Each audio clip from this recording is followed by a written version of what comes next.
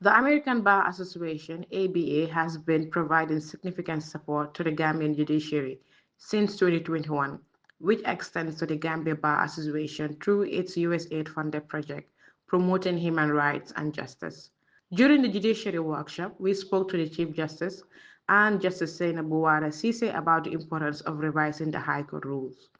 The ABA and USAID has been assisting us with this particular project, not just this project, but overall with the execution, the implementation of the judiciary's 5-year strategic plan.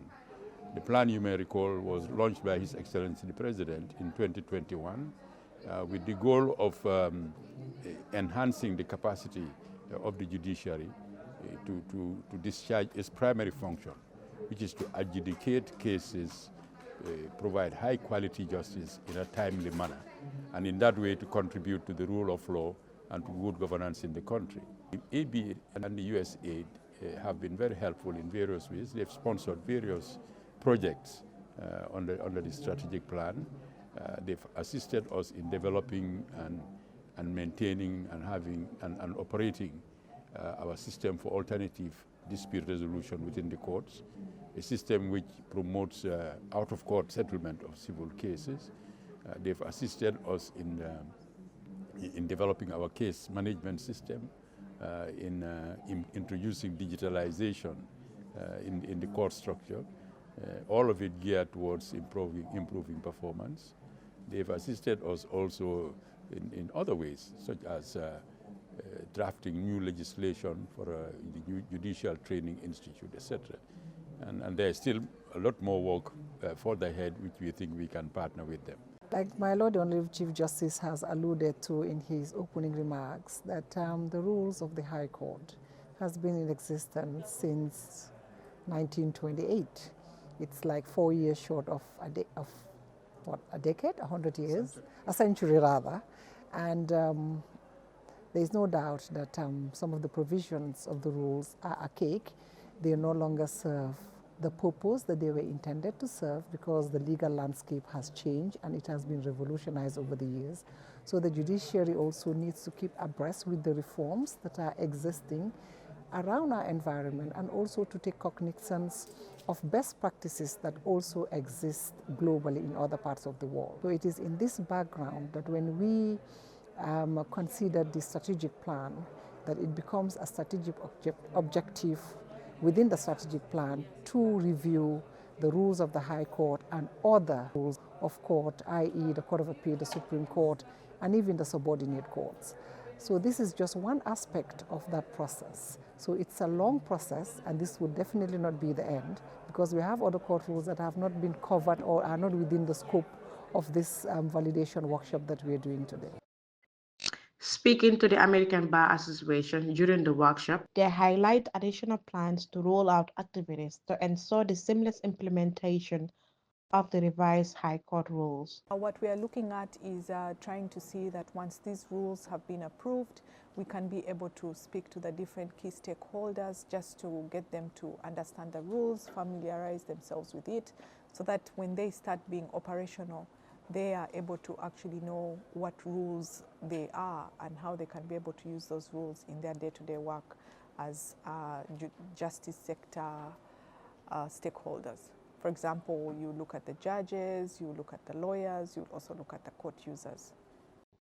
Besides supporting the revision of the High Court rules, ABA's Justice Sector Coordinator and Justice Jaite explain how the institution supports the Gambia's court to digitize its case management system. We're also implementing a case management system which makes it easier for the judiciary to really dispense justice and be more efficient. We're also doing a computer-aided transcription system for the judiciary, again, in our quest to modernize and digitize the judiciary, as well as supporting the communication department of the judiciary, capacity building like rolling out ethics and code of conduct trainings, and so on. So this is all in line with really strengthening the capacities that are embedded in the judiciary, both institutionally and human resource-wise. So we are piloting, the digitalization of our court proceedings. The proceedings at the moment, we've started it, 2 weeks ago, and it's going on at unprecedented, pace. And what used to be problems will no longer become problems, because at the end of the day, our cases are being expedited. Hearings are going fast, and the AI is generating the records. So at the end of the day, inshallah, with this new piloting project, I think if it goes all around, backlog will become history in this country.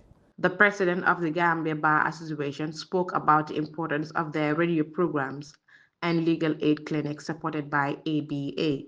We would like more of the support, because we have realized the importance of the legal aid clinics. As we go across the country, as we go on the radio programs, we are being told by that there's so many who have all sorts of problems, family, marriage, inheritance, custody, and they can't afford the services. So we need to expand on this, and we also wanted to engage the university law students on this, have them trained so that they'll be better equipped. We know they have their legal law clinics at the university, so that would be good, and also just extending it to the wider population, so that that the programs are regular, the clinics are more regular rather than just one-off. Project is finished and then just for sustainability, because it is very much needed, and we are the experts who should be giving legal advice, and it's invaluable. When after you've seen a client, let me say, and at the beginning you see the worry, you think, oh my God, it must be a very serious problem, but sometimes to you it's not, but to them these are custody issues. And at the end of the session that you've given them advice and direction as to what to do, you see they're very much relieved.